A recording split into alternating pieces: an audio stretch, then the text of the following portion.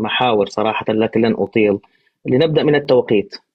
وإن كنت أرى أن الأمر يعني اقتصادي بحث، هو استعمال لوسيلة اقتصادية لم تتعارض مع الدين، لا أكثر ولا أقل. التوقيت: أعلنت المملكة المغربية هذا الأمر قبل عيد الأضحى ب3 أشهر وأكثر، ربما 3 أشهر، شهرين بين الأعياد وشهر رمضان، إذن ب3 أشهر و10. فهذا فيه فكرة حكيمة لعدم إلحاق الضرر بمربي المواشي، وهي فكرة. الله، هذه نقطة جميلة.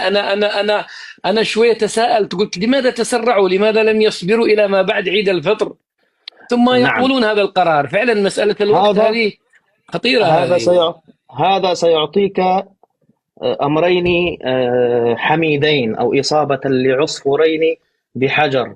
أولا، سيكثر الذبح في هذه الأيام أكثر ما يكون في الذكر دون الأنثى، وهذا الأمر يعرفه من يربون المواشي، بل في بعض الدول تأتي أيام، وأعتقد أن المغرب من هذه الدول، تمنع ذبح الأنثى، لأن زيادة العدد يكون في الأنثى دون الذكر. فتلك الخراف المعدة لعيد الأضحى لن يتم التكلف عليها كما يكون في الأمر المعتاد. أنت تعرف أنها تحبس ويبدخ لها في الأكل لتعد تعلف، إلى أيوة عيد. نعم. أيوة أيوة. فلو أخبر شي ابناء عمر المختار طريقة التفكير ديالهم، اسم شي جيران وشي مصريين، واخويا العفو تبارك الله، التحية كيفاش داير.